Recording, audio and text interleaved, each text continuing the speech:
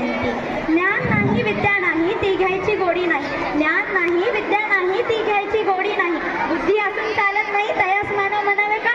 ओळखलत का? ज्ञान सावित्री. सावित्री ज्योतिबा फुले. सातारा जिल्ह्यातील खंडाळा तालुक्यातील खंडोजी नेवासे पाटलांची म्या कन्या. अवघ्या 9व्या वर्षी ज्योतिराव फुले नावाच्या माणसाशी माझे लग्न झाले. हळूहळू मला कळायला लागले की ज्या माणसाशी माझे लग्न झाले तो कोणी साधा सुद्धा माणूस नसून जगाला ऊर्जा देणारा एक क्रांती सूर्यच आहे.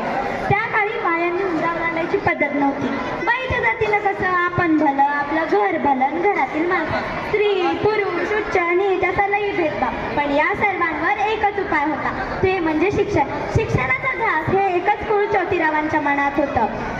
आपण एकदा असंच शिक्षणाचा प्रसार करत असताना फरा नावाच्या ब्रिटिश मॅडम त्यांना म्हणाल्या, मिस्टर फुले, तुम्हाला शिक्षणाचा प्रसार करायचा आहे ना, so educated women first. If a women educated so house be educated. पण तुम्ही माणसं वुमेनला घराच्या बाहेरच पडू देत नाही.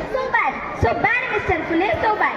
झालं. ते आले की माझ्याकडे पाटी पेन्सिल घेऊन आणि मला म्हणाले, सावित्री, आजपासून म्या तुला शिकवणार. सुरू झाला माझा अभ्यास. काना, मात्रा, आकार, उकार, वेलांटी, बेके बेजुनीच्या बेत्रिक्षा हाच ध्यास. मी लिहायला शिकले, वाचायला शिकले आणि काव्य सुद्धा रचू लागले.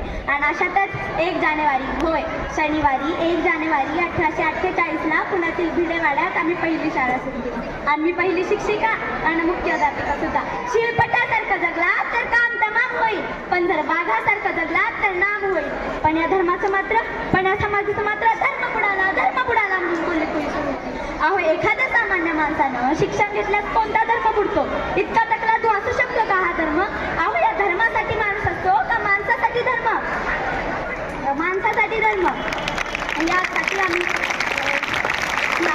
शाळेत जाताना माझ्या अंगावर शिकला, मी सहन केलं. शेण मारलं मी सहन केलं, चुकलं तरी मी सहन केलं. पण आज माझ्या सहनशीलतेचा अंत झाला होता.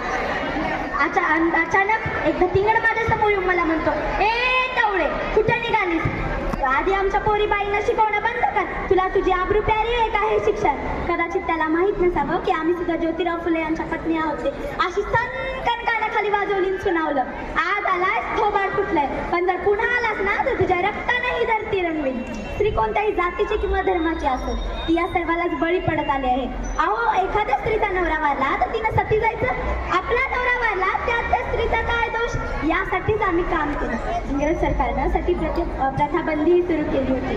त्यानंतर आम्ही विधवा महिला काशीबाई तिच्या मुलाला म्हणजेच यशवंताला दत्तक घेतलं. त्याच्या सुरू धावण्यानं आमचं अंगण कसं अगदी भरून जायचं. त्याला वाढवलं, मोठं केलं आणि डॉक्टरही बनवलं.